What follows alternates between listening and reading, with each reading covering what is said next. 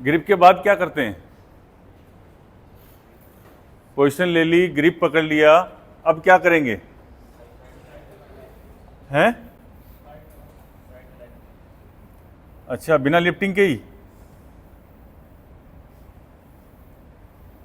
Side को align वहीं कर लेंगे क्या, पिछले उठाए बिना ही?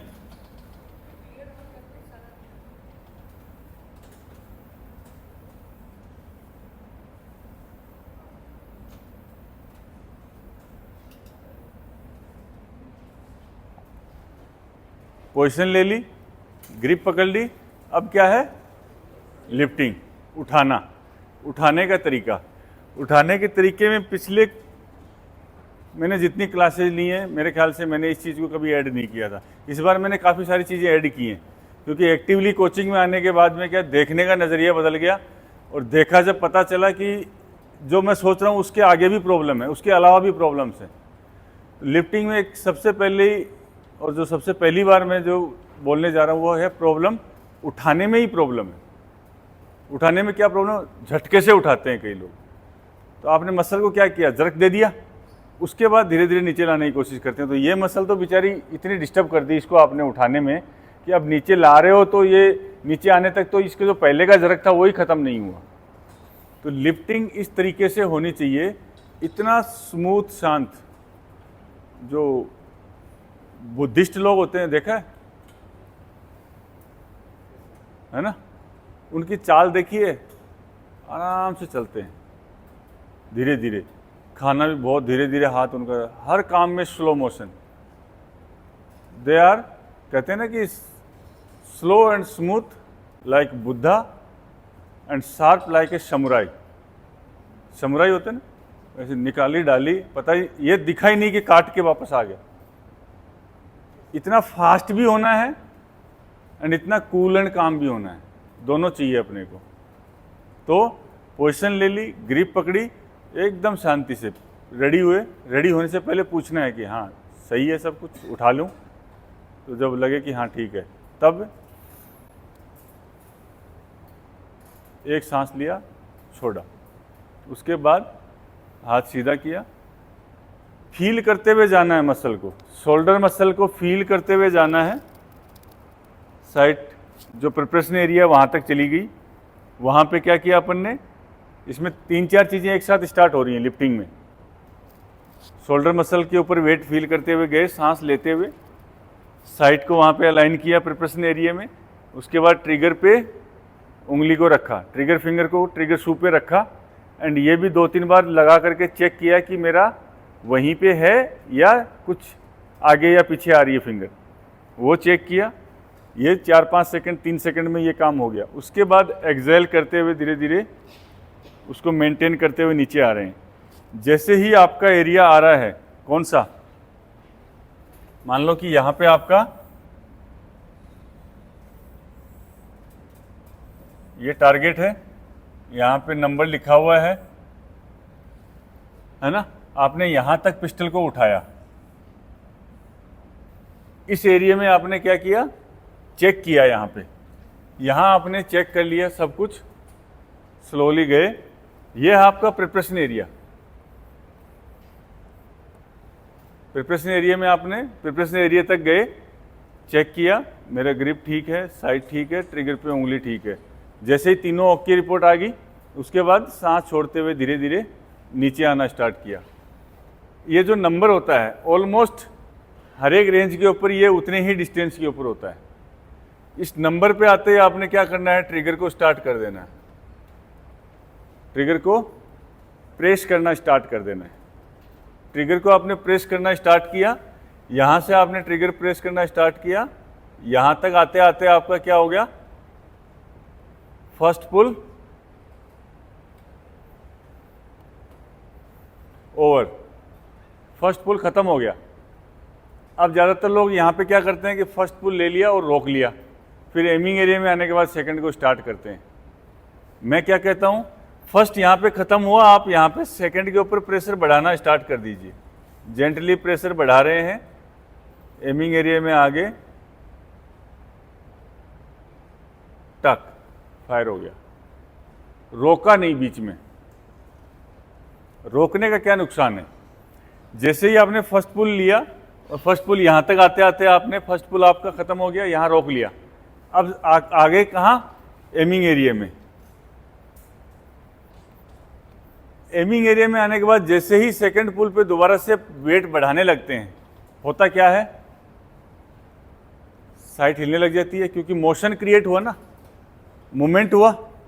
ट्रिगर फिंगर ने जैसे ही मोमेंटम क्रिएट किया, और वो ट्रिगर कहाँ लगा हुआ है? पिस्टल की बॉडी में। बॉडी से आगे क्या है? फोरसाइट, और फोरसाइट के नीचे क्या है? बैरल। तो वो शॉट डिस्टर्ब होगा कि नहीं होगा? होता है ना। इसके लिए क्या करना है?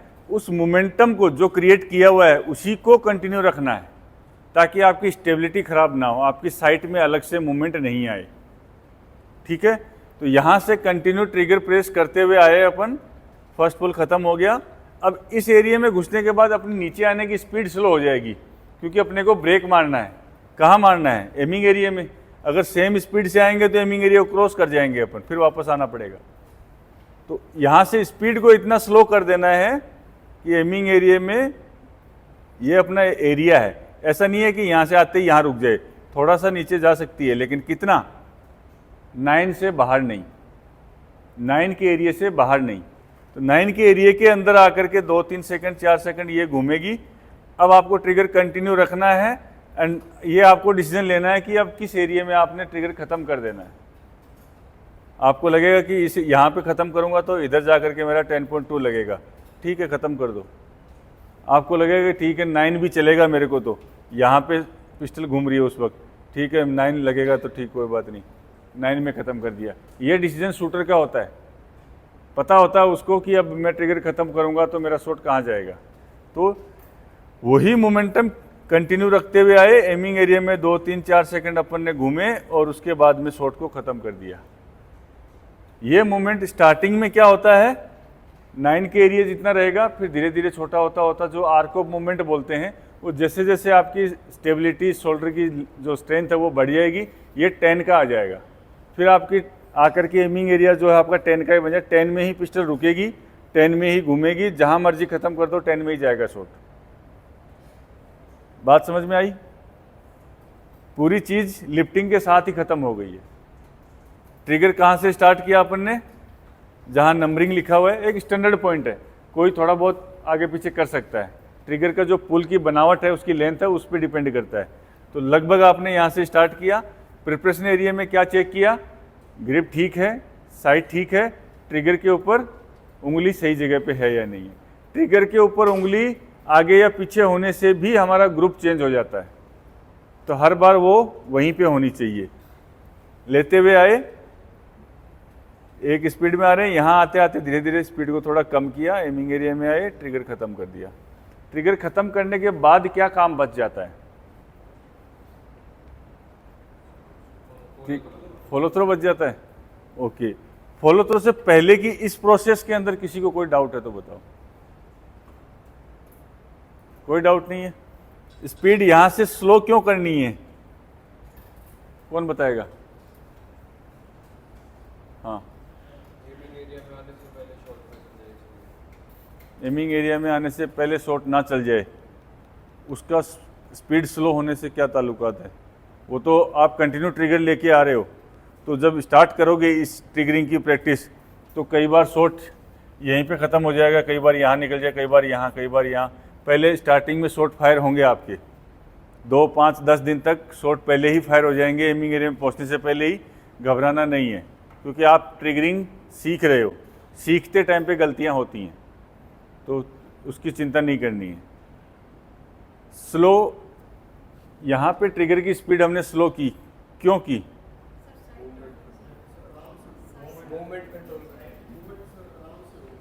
मूवमेंट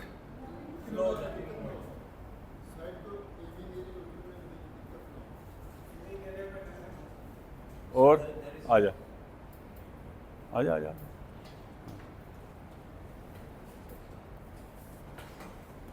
इस लाइन के ऊपर खड़े हो जाओ, पीछे वाली पे, और पीछे और पीछे, इधर मुंह करके मेरी तरफ। जितना हो सके आपके पास सिर्फ 2 सेकंड है, भाग के आना है, लेकिन इससे आगे भी नहीं जाना है। ये लाइन दिख रही है ना, रेडी हो जाओ। अब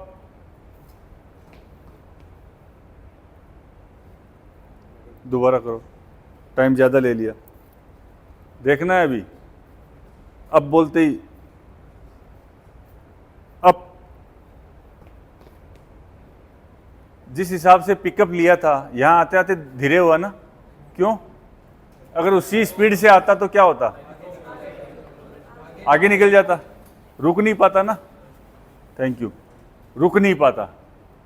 तो अगर उसी स्पीड से अपन कंटिन्यू यहाँ तक आएंगे तो क्या होगा? आगे निकल जाएंगे। इसलिए हमारे को स्पीड को कंट्रोल करना बहुत ज़रूरी है। जब गाड़ी चलाते हो ना, लगभग मोटरसाइकिल, स्कूटी, कार सब चलाते हो, जहाँ गाड़ी का ब्रेक मारना होता है वहीं जाके ब्रेक पे थोड़ी चढ़ जाते हो, नहीं चढ़ते ना। पता चल गया टपरी आएगी, चाय पीनी है, तो क्या है, आगे कोई ट्रैफिक नहीं है, कुछ नहीं है, तो पहली बात तो अगर डिस्टेंस लंबा है तो न्यूट्रल करके छोड़ देते हैं, वहाँ जाते जाते अपने आप रुक जाएगी। अदरवाइज़ क्या करते हैं, ब्रेक को ही इस हिसाब से लगाते हैं, धीरे धीरे धीरे धीरे धीरे धीरे कि बस टपरी वाले के बिल्कुल बगल में, बोलते हैं एक कड़क सी दे दे, होता है ना। स्पीड को क्या किया, मैनेज किया कि वहाँ जा कर के रुक जाए।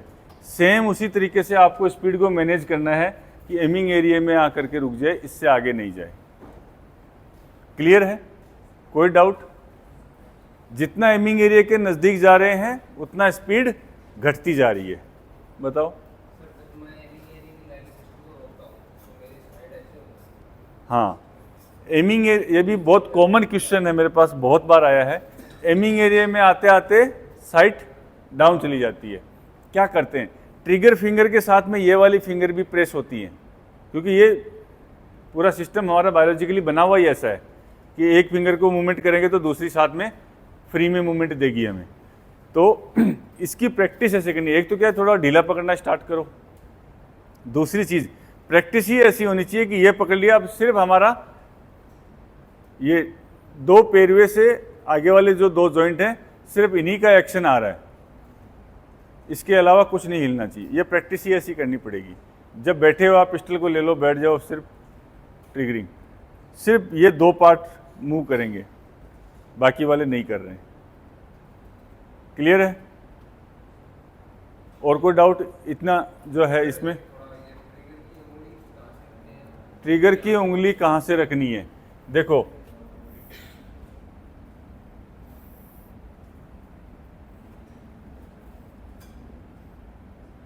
मान के चलो कि ये उंगली है अपनी, ठीक है, यहां पे ट्रिगर आना चाहिए। ये जो पहला कट है ना, ये पहला है, ये दूसरा है, ये तीसरा है। पहले कट से आगे, लेकिन इससे आगे नहीं। और जो पहला कट की जो लाइन है, इससे पीछे नहीं आना चाहिए। पिस्टल भी है अपने पास में, आ जाओ इधर, आ जाओ, पूरा क्लियर करके जाओ।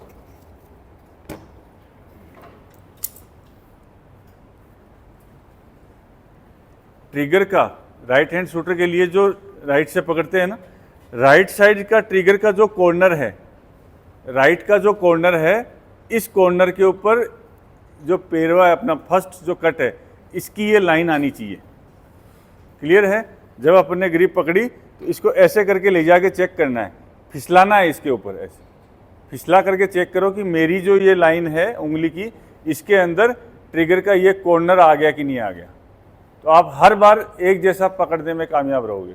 अगर आप बीच में रखोगे कहीं भी, तो हर बार 2 mm आगे 2 mm पीछे पता नहीं चला सकते। तो इसको पहले रगड़ो, इसके ऊपर रगड़ करके फील किया कि हाँ मेरे कॉर्नर में कट में ट्रिगर फंस गया है, अब ठीक है। सिंपल तरीका है, पकड़ के देखो।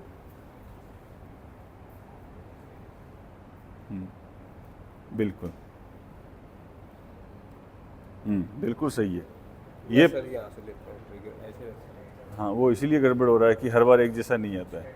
इस कट में जैसे भी पिस्टल को लेके आ रहा हूँ, तो नीचे एमिंग एरिया में आने के बाद ऐसे साइड हो गए, जितनी क्लिकिंग मार लो, 1-2 शॉट क्लिक से नहीं आएगा, उसके बाद वापस वही ग्रुपिंग। हाँ, क्लिक से नहीं आएगा। ये जो चीज़ है, ये क्लिक वाली चीज़ ही नहीं है, क्लिक से नहीं आएगी। सिर्फ ट्रिगर फिंगर को मूवमेंट देना है, बाकी की उंगलियों का कोई मूवमेंट नहीं होगा। होता क्या है, ट्रिगर के साथ साथ में ये उंगलियां भी ऐसे काम करती हैं, तब जा करके साइट नीचे हो जाती है अपनी। जैसे आपने अभी बताया ट्रिगर की इस कट पे पॉइंटर को लगाना है और फिर अंदर की ओर कैचना है। सर जैसे अगर मैं इस कट में लगा करके उसके पॉइंटर को लगा के कैचूंगा तो वो सीधा डायरेक्शन में नहीं आएगा, थोड़ा सा टेढ़ा में आएगा। हाँ, साइड नहीं मिलेगा। क्यों आपका वो ट्रिगर पे उंगली पहुंचती नहीं है क्या? सर मैं नॉर्मली पहले ऐसे करता था कि इधर आ जाओ, बताओ बताओ।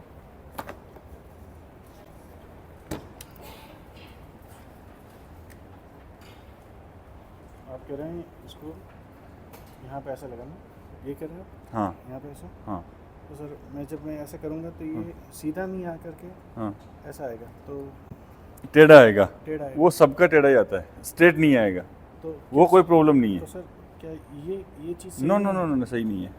इसमें तो आपकी फिंगर टेंशन में है ना, जी जी। वो टेंशन नहीं होना चाहिए। टेंशन होगा तो फिर ये यहीं की यहीं मूवमेंट करती रहेगी, आपकी आगे नहीं बढ़ेगी। तो इसका मतलब आप कह रहे हैं ये चीज़ ऐसे जाएगी, यस, तो यहाँ सेंटर पॉइंट ये आएगा, ये आएगा, ट्रिगर इतना चौड़ा तो होगा ये आएगा, यहाँ पे आएगा, यहाँ कॉर्नर आएगा। ये वाला जो कॉर्नर है जी, ये आपके इस लाइन में आएगा अच्छा। और ये इतने एरिया में आ जाएगा, यहाँ से लेके यहाँ।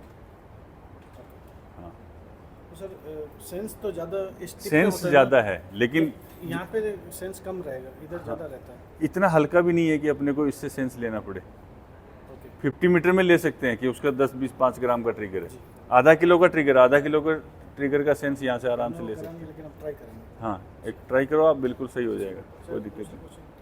हाँ हाँ बोलो। जैसे हम आपने बताया ऊपर से नीचे आना, हाँ हाँ, तो मोस्टली हम ऊपर से नीचे लेते हैं, लेकिन वो मोस्टली हिलता हिलता आता है। हाँ। फिर एक ही जगह से नहीं आता, कभी इधर से आता, कभी इधर से आता। हाँ। उसके लिए कोई प्रैक्टिस? उसकी प्रैक्टिस ये है कि एक लाइन बनाओ सीधी, है ना, स्ट्रेट लाइन बनाओ दीवार के ऊपर। एक स्ट्रेट लाइन बना ली, अब आप यहाँ से फोर साइड को ले करके इस लाइन को फॉलो करते हुए आओ, ट्रिगर दबाते दबाते यहाँ आए, फायर हो गया। तो इस चीज़ की दिन में आप 50, 100, 150 जितनी प्रैक्टिस करोगे तो आपका एक ही लाइन में हाथ आना स्टार्ट हो जाएगा। आपका कहने का मतलब है कभी इधर से ऐसे ऐसे करते हुए आता है। हाँ, तो वो इसलिए आ रहा है क्योंकि आपकी अभी शोल्डर की जो मसल मेमोरी है वो इतनी नहीं है कि वो स्ट्रेट आने लग जाए। तो ये स्ट्रेट लाना है अपने को, और वो एक लाइन वाली एक्सरसाइज करो आप, उसमें हो जाएगा। हाँ, बैक टारगेट को उल्टा करके कर सकते हैं। मैंने तो ऐसे टारगेट भी बना रखे हैं, प्रिंट ही करवा रखे हैं मैंने तो ऐसे टारगेट। हाँ, पूरे उसी के ऊपर फायर करवाता हूँ नए वालों को, है ना। ठीक है, बेस्ट वे है जो कि सर ने बताया, back side of the target पे सेट करने लाइन। सर मैंने भी ऐसे करके चलाया था, लगा के हाँ, तो मेरी फ्रंट साइड है वो राइट में चिपक जाती है। राइट में चिपक जाती है। ट्रिगर को पीछे करो, नहीं चिपकेगी, क्योंकि आप ट्रिगर फिंगर को तो और आगे डाल दिया। पहले आप आगे से दबाते थे, फिर आपने इसको आगे ले लिया, लेकिन ट्रिगर शूट की पोजीशन तो वहीं पे है ना, तो आपकी उंगली जो है वो जोड़ लगा के पहुंच रही है। तो अब जैसे ही आप दबाना चाहते हो ये इधर को खींच लेती है, तो ट्रिगर शू भी पीछे आएगा उसके अकॉर्डिंग। जैसा आप ट्रिगर पे प्लेसमेंट रखोगे उसके अकॉर्डिंग ट्रिगर की एडजस्टमेंट भी करनी पड़ेगी, ट्रिगर पीछे आ जाएगा। और सर अगर ट्रिगर पूरा पीछे चला जाए, किसी की उंगलियां छोटी हैं, हाँ, तो फिर ग्रिप का जो ये वाला पार्ट है इसको डीप करो, घिस दो यहाँ से ताकि हाथ आगे चला जाए। अपना मेन उद्देश्य है क्या कि ट्रिगर फिंगर जो है वो इजीली इसके ऊपर पहुँचे। लेकिन अगर किसी की उंगलियां ही छोटी हैं और वो बेचारे की पहुँच ही इतनी सी रही है पूरा पकड़ने के बाद में, तो वो कहाँ से इस कट में डालेगा। तो उसके लिए छोटी ग्रिप, उसके बाद में नहीं पहुँचता है तो इस वाले एरिया को काट के डीप बना दो ताकि हाथ आगे चला जाए। क्लियर है?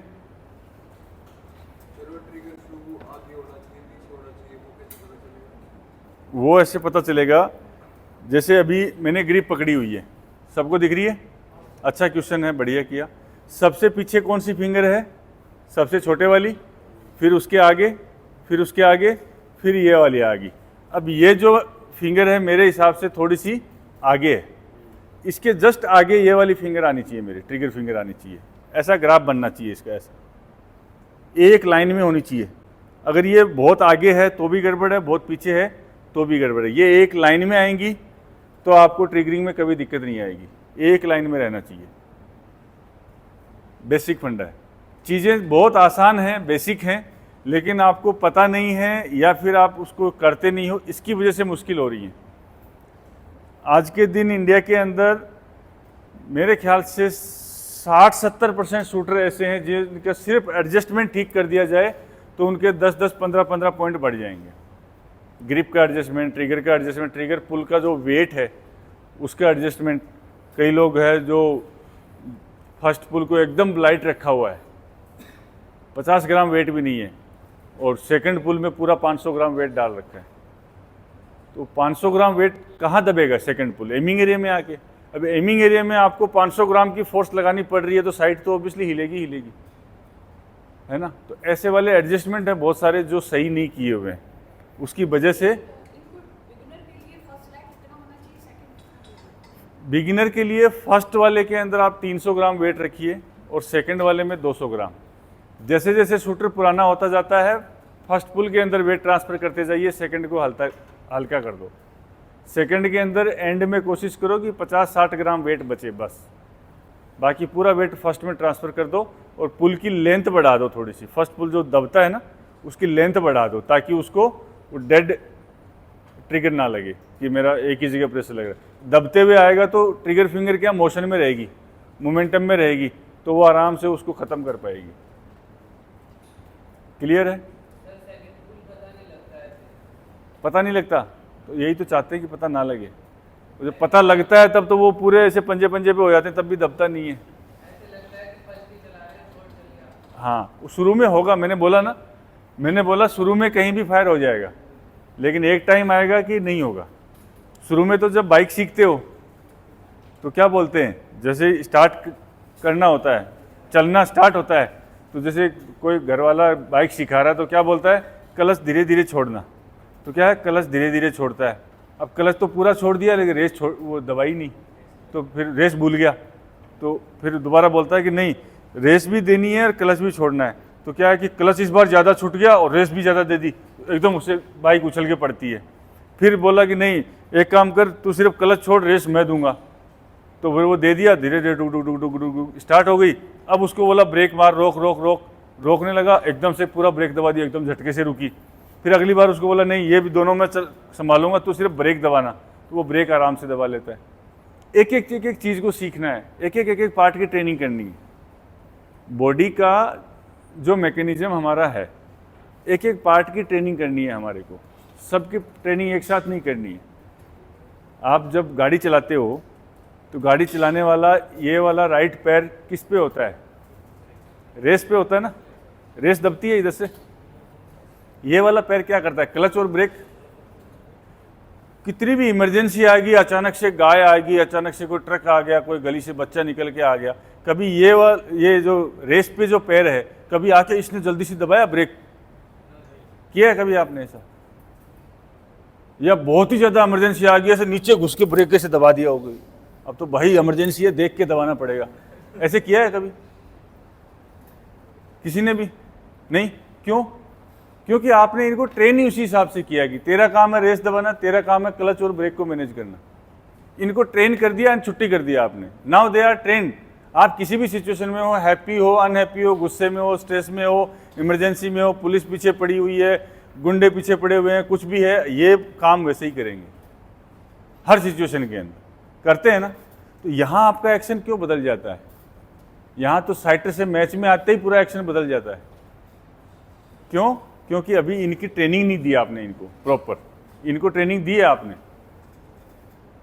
बाइक स्टार्ट करते हैं हॉर्न के लिए होता है, ये जो सेल्फ स्टार्ट करते हैं उसके लिए होता है। कभी हुआ है कि ऐसे इधर से आकर के इससे हॉर्न बजाया हो आपने? नहीं ना, कभी नहीं करते। या जो गाड़ी चलाने वाले इंडिकेटर के लिए इधर एक स्टिक होती है ना इंडिकेटर देने के लिए, ये वाला हाथ आकर के कभी इंडिकेटर का डंडी हिलाई है? नहीं। पेन हमेशा यहीं रखते हैं, वॉलेट हमेशा यहीं रखते हैं, मोबाइल हमेशा यहीं रखते हैं। कभी मोबाइल यहाँ रखा है पीछे या मोबाइल को यहाँ रखा है? कभी नहीं। जनरली आप चेक करेंगे तो आपका रुमाल भी आपके राइट पॉकेट में मिलेगा, अगर राइट हैंड का आदमी है तो वो लेफ्ट में नहीं मिलेगा कभी भी, क्योंकि उसको निकालने में सहूलियत है, ज़्यादा बार बार निकालना पड़ता है, तो राइट हैंड ईजी है काम करने में, तो वो राइट में ही रखेगा। क्यों? क्योंकि ये हमारा हैबिचुअल एक्शन बन चुका है। We are habitual to do that particular action by that particular part. Clear है? ये इसलिए हो रहा है क्योंकि हमने बॉडी को ऐसे ही ट्रेन किया है और अब बॉडी को कमांड की जरूरत नहीं है। अब बॉडी के सबकॉन्शियस में वो इन्फॉर्मेशन इतनी सेट हो चुकी है कि आपके चाहने ना चाहने से कोई फर्क नहीं पड़ेगा, आपको सिर्फ ये कमांड देना कि ये काम करना है, तो बॉडी का वो पार्ट अपने आप जाकर के उस काम को कर देता है। सेम वैसे ही शूटिंग में भी आपको बॉडी के हर एक पार्ट को ये सिखाना है तेरा काम क्या है। इस फिंगर को ट्रेन करना है आपने 6 महीने में कि तेरा काम है ट्रिगर दबाना। कब? जब साइट सही एमिंग एरिया में हो और ये गैप बराबर हो, ऊपर से बराबर हो, तेरा काम है ट्रिगर को ख़त्म कर देना। आँख को सिखाना है कि तेरा काम है साइट सही हो तो देखते रहना है, गलत हो तो ब्रेन को वापस से इन्फॉर्मेशन देना कि साइट चिपक गई है, डाउन कर लो। ठीक है? ग्रिप का क्या काम है? ग्रिप का काम यह है कि इसको ये दिमाग को इन्फॉर्मेशन देते रहना कि हाँ ग्रिप प्रेशर नॉर्मल है और अगले 10 सेकंड तक मैं इसको ऐसे ही मेंटेन कर सकती हूँ, कोई प्रॉब्लम नहीं आएगी, आप आराम से शॉट चलाओ। हर एक पार्ट को ये ट्रेनिंग देनी है एंड उसके बाद इंश्योर होना है। हम क्या करते हैं, ट्रेनिंग दी नहीं पार्ट को। जब पहले दिन से आए, पहले दिन से 10 के पीछे पड़ गए हम, 10 कैसे लगता है, तो हमें पता ही नहीं है कि हमारी बॉडी का कौन सा पार्ट क्या काम कर रहा है, कब कर रहा है, कितना कर रहा है, नहीं कर रहा है, सब साफ है। पहले जब स्टार्ट करते हैं शूटिंग तो एक एक चीज़ के ऊपर काम कर रहा है। पहले खड़ा होना, उसके बाद ग्रिप करना, फिर साइड को देखना, लिफ्टिंग हर बार उतनी है कि नहीं है, कई बार यहाँ तक उठा रहा है, कई बार सीधा टारगेट में चला जा रहा है, कई बार नीचे से ही मिलाते हुए चले जा रहा है। हम एक जैसा होने नहीं दे रहे हैं उसको। इन चीज़ों के ऊपर टोकना है। पहले 6-8 महीने में बच्चे को सिर्फ शूटिंग सिखानी है, उसके बॉडी पार्ट्स को ट्रेन करना है कि कौन सा पार्ट आपका क्या काम करेगा। जब वो सीख जाता है उसके बाद कंपटीशन की बारी आती है। लेकिन यहाँ 2 महीने हुए नहीं है, स्टेट आ गया, पापा आ गए, स्टेट में एंट्री डालना कौन सा, बच्चे की स्टेट खिलाना है। अब बच्चे को अभी तक कई बार ऐसे खड़ा होता है, कई बार ऐसे खड़ा हो जाता है, कई बार ऐसे खड़ा हो जाता है, बच्चे को अभी तक खड़ा होना नहीं पता। उसकी स्टेट में एंट्री डाल दी, स्टेट में 400 में से मार के आया 290, क्वालिफाई नहीं हुआ जी, थोड़ा और जोर लगाओ, तो उसकी डाइट बढ़ा दी, उधर कोच ने इधर होल्डिंग बढ़ा दी और थोड़े दिन में टेढ़ा हो गया। उसके बाद अगला स्टेट आ जाता है, ऐसे करते करते अगले स्टेट में बच्चे को प्रेशर कि मेरे साथ वाले तो सब नेशनल पूछ गए, मुझे अब की बार क्वालिफाई करके जाना है, उसमें उसकी वैसे टांगें कांप जाती हैं, फिर वो लौट जाता है नीचे। यही होता है। ये नहीं करना है। जो भी आए आज तो बोलना है 1 साल सिखाऊंगा, मेरे को लगेगा खेलने लायक है तब मैच में एंट्री डालूंगा, नहीं तो नहीं डालूंगा, दूसरे के पास ले जाओ। खुला बोलो, आप बॉस हैं सिखाने वाले, जैसा आप चाहोगे वैसा होगा। अगर आपने सही नींव डाली है बच्चा बन जाएगा, आपने गलत नींव डाल दी 5000 के चक्कर में, हाँ जी 6 साल का जी स्टेट तो खिला ही देंगे, क्योंकि पता है स्टेट डायरेक्ट एंट्री होती है, स्टेट खिला देंगे जी इस साल, आप तो पर्ची कटवाओ फटाफट। देखो अभी पर्ची काट दी 5000 की, स्टेट में खड़ा कर दिया, बच्चा मार रहा है इधर, कभी उस टारगेट पे कभी इस टारगेट पे, खिला के ला के खड़ा कर दिया जी स्टेट खिला लाए। ये होता है, ये नहीं होना चाहिए। नहीं लग रहा है कि अभी तक नहीं सीखा है, मैच में जा रहा है कोई भी शूटर, उसको एटलीस्ट चलाने का तरीका तो आना चाहिए। उसके सबकॉन्शियस में 100% नहीं तो 50% तो उसको पता होना चाहिए कि मुझे करना क्या है। उसके बॉडी पार्ट्स रेडी होने चाहिए, ग्रिपिंग है, लिफ्टिंग है, नीचे लाना है, एमिंग करना है, ट्रिगर दबाना है, फॉलो थ्रो करना है। जब तक कुछ सीखा ही नहीं है, पहले ही मैच में झोंक दिया तो आपने क्या है, कर्म तो पूरा छुड़वा दिया, उसका पूरा फल पे ले गए उसको। तो अब क्या है, स्कोर ओरिएंटेड शूटर तैयार हो रहा है, परफॉर्मेंस ओरिएंटेड तैयार नहीं हो रहा है। स्कोर ओरिएंटेड शूटर तैयार करेंगे, ज़िंदगी भर प्रेशर में ही रहेगा, वो कंपैरिजन में रहेगा। मेरे साथ वाले ने उतना मार दिया, वो अंकल वाले लड़के ने इतना मार दिया, बुआ वाले ने इतना मार दिया, मैं नीचे रह गया। तो अब वो बस वो उसका और कोई बुआ वाले से आगे जाना है उसका टारगेट है, क्योंकि बुआ वाले का 4 बार घर में जिक्र होता है, वो देखो नेशनल पहुंच गया पहले साल में। ये हो रहा ना। आपके पास जो आ रहे हैं बच्चे, हाँ हाँ, कुछ तो बच्चे ऐसे ही हैं तो सिर्फ स्कोर ओरिएंटेड है। कुछ तो स्कोर ओरिएंटेड है, मैंने उनको दिखा दिया, मतलब मैंने मेरे तरीके से ट्रेनिंग करवाई। उसके बाद में उनका पहले खुद से पूछा, फॉर्म है प्रॉपर, फॉर्म भर के दो, फॉर्म भर दिया, कितना प्रैक्टिस में मार रहे हो, मैच में कितना मारा हुआ है। तो प्रैक्टिस का हाईएस्ट मार सकते हो क्या, कोई बोला मार सकता हूँ, कोई बोला नहीं मार सकता हूँ। ठीक है, मैच करो, मारो, दिखाओ। कोई नहीं मार पाया, ठीक है, जाने से पहले मैं मरवा के भेजूँगा। उसके बाद में मैच करवाओ, पूरा मॉनिटर मिनिमाइज कर दो, चलाने दो गोली, सिर्फ गोली चलाओ आप, और डेली वही काम करो। आप प्रोग्राम दे दो कि आपको आज बेसिक ठीक था, पोस्चर पोजीशन नहीं, बहुत के करेक्शन करवाने पड़े। ध्यान से सुनना। इवन कैंप में भी जो आते हैं, आप जाते हैं स्क्वाड में, बहुत बच्चों के चेंज करवाने पड़े। एक बच्चा 3 साल पहले 4 साल पहले 589 मारा था, यूथ का बच्चा था, नेशनल के अंदर। यूथ का बच्चा 589 मारा नेशनल के अंदर, और सभी लोग बहुत तारीफ़ कर रहे थे कि यार छोटा सा बच्चा है, बहुत अच्छा स्कोर मारा, ये वो करके। मैंने कहा बहुत अच्छी बात है। फिर उसने क्या किया कि उसने भी शायद कोई पहली बार ही मारा या पहले लगा नहीं, तो उसे सिर्फ यूथ में यूथ में एंट्री डाली थी, जूनियर सीनियर में एंट्री नहीं थी, तो उसका सिर्फ यूथ के फाइनल में नाम था। तो मैंने कहा चलो फाइनल देख के आएंगे।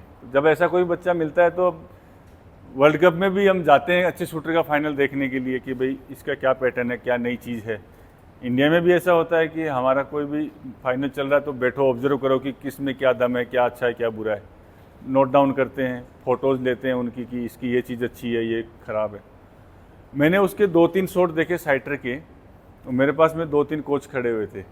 मैंने उनको बोला कि मुझे नहीं पता ये किसका स्टूडेंट है, क्या है, लेकिन ये आज के बाद फाइनल में नहीं दिखेगा अगर इसकी टेक्निक चेंज नहीं हुई तो। बोला यार क्या बात कर रहे हो, 89 मार के खड़ा हुआ है, ऐसा कैसे बोल सकते हो।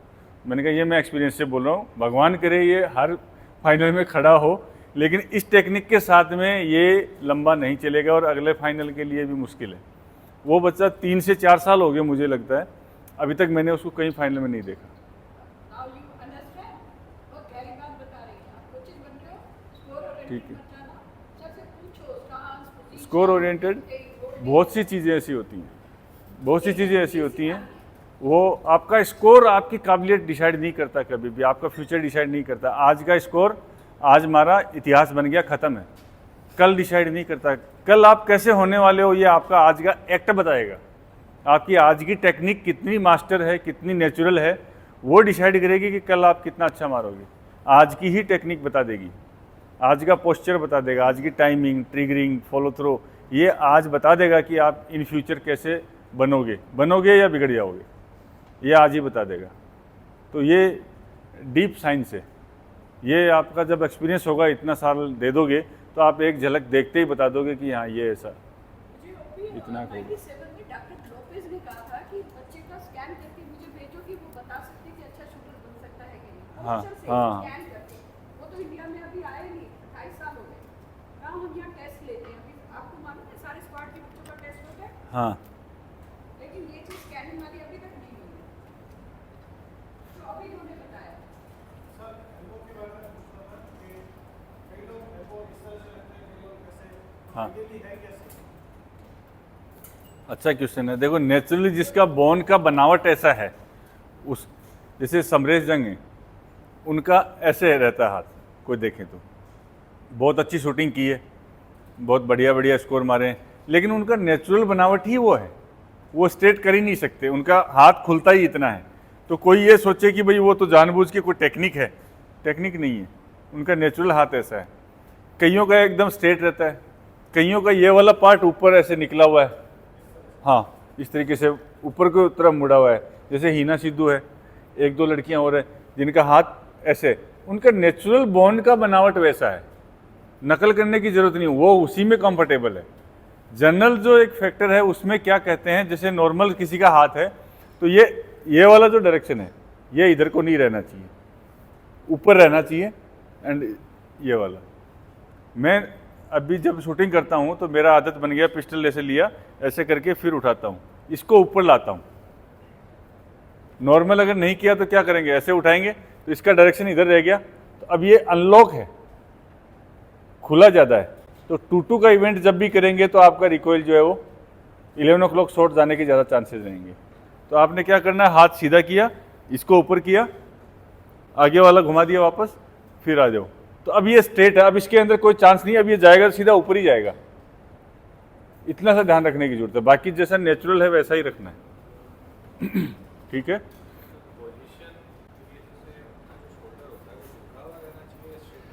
शोल्डर पोजीशन भी नॉर्मल रखनी है। कई लोग ऐसे उठा करके ऐसे करते हैं, कंधा चिपका लेते हैं ऊपर, कई लोग इसको इधर नीचे लंबा करने की कोशिश करते हैं। कुछ नहीं, नॉर्मल रखना है। अपने को वेट पिस्टल का शोल्डर पे लाना है। तो नॉर्मल पिस्टल उठाया, नॉर्मल जाने दो, नॉर्मल आने दो, जहाँ नेचुरल आ रहा है वहाँ रखना है। क्योंकि किसी भी पोजीशन को आप ज़्यादा देर तक कंफर्टेबली सस्टेन तब कर पाओगे जब वो नेचुरल है। आपने आर्टिफिशियली उसमें कुछ भी ऐसा ऐसा कर दिया, आगे पीछे कर लिया, ज़्यादा देर तक नहीं टिकेगा, वो दर्द करने लगेगी, मसल फालतू में थकेगी। तो आप, और हमारी तो लड़ाई ये है कि 60 गोली में सब कुछ एक जैसा करना है, कुछ भी चेंज ना हो जाए। तो चेंज अगर हो रहा है इसका मतलब वो आर्टिफिशियल पोजीशन है, आपका नेचुरल नहीं है। तो नॉर्मल रहने देना है शोल्डर को। शोल्डर पे फोकस इतना ही रखना कि पिस्टल उठाते टाइम पे फोर्थ साइड से लेकर के आपके शोल्डर तक ये बॉडी का एक ही पार्ट है। पिस्टल बॉडी के अलावा अलग नहीं है कुछ, पिस्टल पार्ट ऑफ बॉडी है। आपका जैसे शोल्डर जाएगा वैसे आपकी पिस्टल जाएगी, सब कुछ सेम मूवमेंट करेगा। नहीं, कोई दिक्कत नहीं। नेचुरली अगर झुक रहा है तो झुकने में कोई दिक्कत नहीं है। नहीं नहीं नहीं, ऐसा कुछ नहीं। हाँ हाँ हाँ, तो चेंज वो तो करना ही था। 16 से लेके अब तक अगर आप ऐसे उठा के रखोगे तो सर्वाइकल वगैरह होगा, या मसल थक जाएगी, तो प्रॉब्लम तो होएगी होएगी। नेचुरल पे आ गए हो तो बहुत अच्छी बात है। हाँ, तो अच्छा है, अपने आप चेंज नहीं हुआ है। आपने थक करके दर्द के मारे इसको नेचुरल लाए हो। अब तो बॉडी है वो तो प्रकृति अपने आप अपना रूप ले ही लेती है, आप करो ना करो, वो तो नेचर है। आपकी बॉडी नेचुरल जैसे बनी हुई है वो अपने आप ला देगी पोजीशन में, जो राइट पोजीशन है उसके लिए कंफर्टेबल है। पोजीशन को अपने योग की भाषा में क्या कहते हैं? आसन। आसन के बारे में एक लाइन है, स्थिरम सुखम आसनम। जो स्थिर हो, सुखदायक हो, वही आसन है। पोजीशन हमारी कैसी होनी चाहिए? Stable, comfortable, that will sustain long, लंबी वही चलेगी। हाँ, लेफ्ट आर्म की प्लेसमेंट की एक और चीज़ है। लेफ्ट क्या करते हैं कि कई लोग जैसे ट्राउज़र पहनते हैं, पॉकेट छोटी है, यहीं तक हाथ गया, शूटिंग कर रहे हैं, गैप ज़्यादा है। अगले मैच में गए, पॉकेट लंबी है, हाथ पूरा सीधा हो गया, फिर भी शूटिंग कर रहे हैं। लेकिन ये जो पोजीशन है अपनी, ये तो सेम ही है बार बार, लेकिन पॉकेट चेंज हो रही है बार बार। तो पॉकेट चेंज हो रही है तो क्या हो गया? अभी तो सेंटर ऑफ ग्रेविटी अलग है क्योंकि वजन लटक रहा है, अभी नज़दीक आ गया तो अलग एंगल बनेगा बॉडी का, एक्स जो बनेगा वो अलग जगह पे आएगा। तो इससे क्या होगा कि आपकी स्टेबिलिटी हर बार डिस्टर्ब होती जाएगी। ठीक है। तीसरी एक बड़ी चीज़ जो होती है वो क्या होता है, जैसे जैसे प्रैक्टिस बढ़ाते हो, 5 साल 4 साल हो गए आपको, 8-8 9-9 घंटे प्रैक्टिस कर रहे हो, तो जैसे जैसे थकोगे तो क्या होगा, ये हाथ पुश करेगा पॉकेट के अंदर ऐसे। आप किसी भी पुराने शूटर की देखोगे जो हाथ पॉकेट में रखता है तो वो इसको पुश करके, और ये हाथ तो ऐसे हो गया और ऐसे ऐसे रहता है। आप किसी का भी देख लेना, अच्छा स्कोर मारने वाले हैं उनका भी आप देखोगे ना, जो चैंपियन है उनका भी देखोगे, कमर घूम गई है ऐसे। जब तक कोर में जान है, उम्र 30 साल के नीचे है, तब तक क्या होगा, आपकी पोजीशन नहीं बदलेगी। लेकिन 30 से अबाउ जाते जाते क्या होगा, एक्सरसाइज कम, शूटर हो गया पुराना, अब उसको मेंटल के ऊपर काम ज़्यादा करना है, फिजिकल उसने कम कर दिया। जैसे जैसे फिजिकल गिरता गया, पूरा बेरिंग घूम गया। 2-3 बड़े बड़े शूटर्स हैं जिनका अगर आप एनालाइज करोगे, जिन्होंने बहुत अच्छा स्कोर किया है, जीतू राय बड़े बड़े स्कोर मारे हैं, सौरभ चौधरी, अभिषेक बड़े बड़े स्कोर मारे, ओलंपिक तक गए हुए हैं। उनकी स्टार्टिंग की पोजीशन और एंड की पोजीशन देखो, शूटिंग करियर की एनालाइज करोगे ना, फोटो में कहीं भी मिल जाए, गूगल पे या उनके पास से आप देखोगे तो आप देखना कि स्टार्टिंग के अंदर वो एकदम ऐसे खड़े हुए हैं, ये वाली पोजीशन है, और 10 साल बाद की पोजीशन देखोगे तो ऐसे पोजीशन है, ये घूम गया। और ये घूमने की वजह से पूरा ग्रुप बिगड़ गया, डबल हो गया ग्रुप। ये किसकी वजह से? सिर्फ पॉकेट में हाथ रखने की वजह से। अगर इसकी जगह अगर आप हाथ को यहाँ रखते हो तो ये तो हर एक ट्राउज़र में आपको मिलेगा, बॉडी के नज़दीक आ गया, हर बार सेम आ रहा है। कोई सा भी पैंट पहन के आओ, हर बार आप यहाँ लगा सकते हैं। इसमें क्या होगा, नीचे तो प्रेशर मार नहीं सकते, खुल जाएगा नाड़ा। कितना प्रेशर मारोगे? और क्या होगा, आपका जो वेट रहेगा वो पूरा कोर पे रहेगा।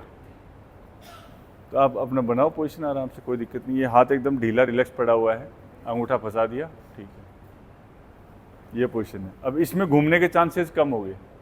इसमें क्या होगा, जैसे ही थकोगे तो बॉडी काउंटर वेट तो डालेगी ना कहीं ना कहीं, थकोगे, इसमें प्रेशर मारा और ये कमर घूम गई। सिर्फ इस प्रॉब्लम के लिए 2012 लंदन ओलंपिक से पहले मैं जर्मनी गया था। सिर्फ ये इतना सा सीखने के लिए 10-12 लाख रुपए खर्च कर दिए थे मैंने, कि मेरे शॉट बिखरने लग गए थे। ओलंपिक सिर पे था, यहाँ सब कोशिश करी, सुधार हुआ नहीं। जर्मनी में गया था, विस्बादन, मिस्टर बैंड करके कोच थे। तो जैसे ये टेबल का साइज है ना, इतना बड़ा एक प्लेटफॉर्म था स्टील का उनके पास, लोहे का, उसके नीचे तार ही तार लगे हुए, तार सारे कंप्यूटर से जुड़े हुए। उन्होंने उनको बताया मैंने कि ऐसे ऐसे ग्रुप फैल रहा है, पहले के ये कार्ड हैं, ये ग्रुप है, अभी ऐसा हो रहा है। तो उन्होंने बोला ठीक है सुबह मिलते हैं। सुबह उन्होंने प्रैक्टिस स्टार्ट किया।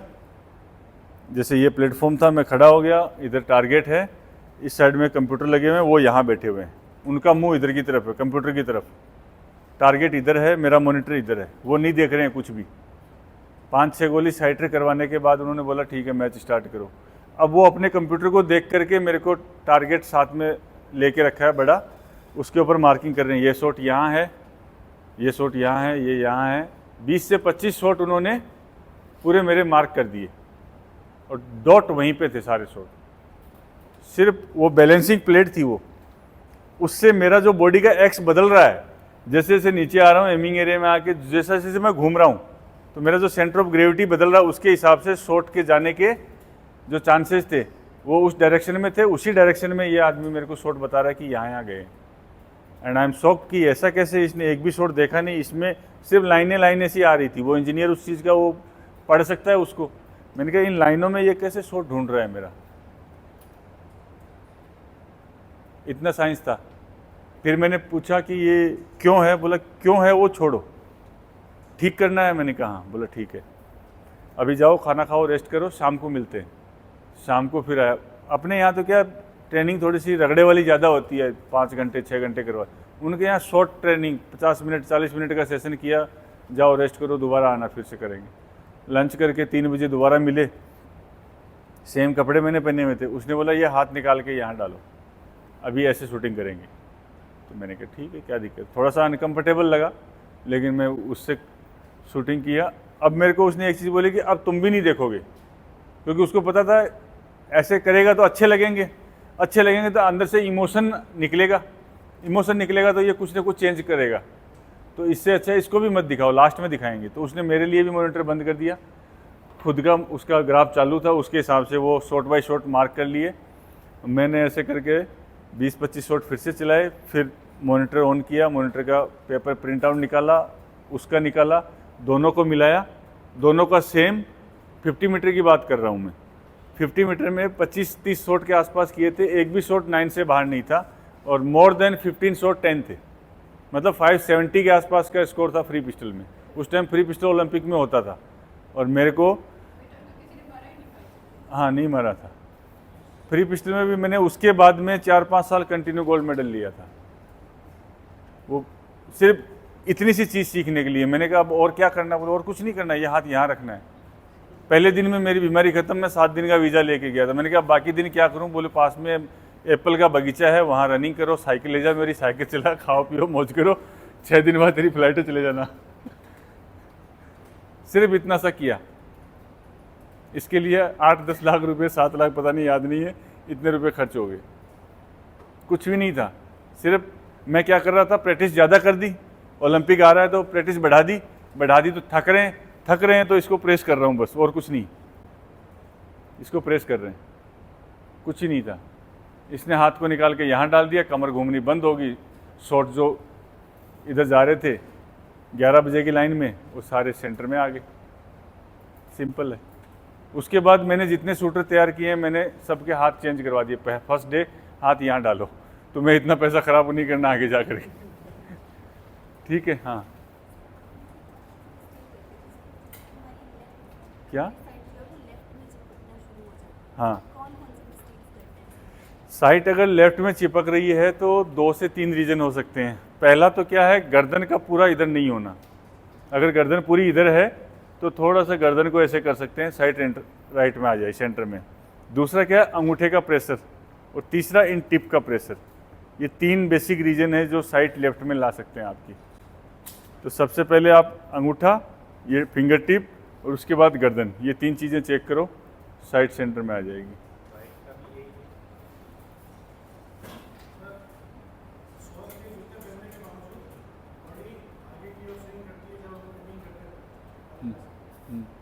बॉडी आगे की तरफ स्विंग करती है आपकी या कोई और शूटर है? ओके, थोड़ा सा होल्डिंग ज़्यादा सेकंड हो जाता है, हाँ, एमिंग सब कुछ सही है, हम्म, सब कुछ सही दिख रहा है, धीरे धीरे आगे जाने लगता है। मोस्टली जो पीछे वाले कोच या कोई भी बैठे होते हैं वो बताते हैं ना, पता चलता है। डेली 20 शॉट दोनों पैरों को ऐसे करवा दो। डेली 20 शॉट ऐसे करके चलाएंगे, 1 वीक के अंदर आपको फ़र्क दिख जाएगा। ऐसे करेंगे तो और ज़्यादा स्विंग करेगी। स्टार्टिंग में आते ही मैंने पोजीशन में बताया था ना कि नीचे से ऊपर तक चेक करना है, तो वो जो उसकी इनर मसल है उन पे काम नहीं हुआ, मसल मेमोरी जो है ना उस पर काम नहीं हुआ। तो जैसे ही आप दोनों पैर क्लोज कर देंगे तो स्टेबिलिटी बिल्कुल बिगड़ जाएगी तो अब गिरेगी। तो आप कंट्रोल करोगे तो छोटी और बड़ी दोनों मसल्स काम आएंगी। तो जैसे ही दोनों मसल काम आएंगी उनकी स्ट्रेंथ बढ़ जाएगी, तो आपकी स्टेबिलिटी बढ़ जाएगी। क्या करें? नहीं, वो तो उसका अल्टरनेट हो गया, आप सब्स्टिट्यूट निकाल रहे हो। परमानेंट ख़त्म करना है तो आप ये करो, बाकी तो बहुत तरीके हैं, जैसे मर्जी कर लो, है ना।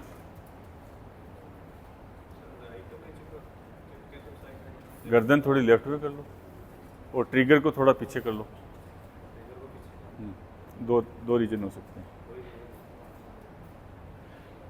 क्लियर है? हाँ हाँ बिल्कुल।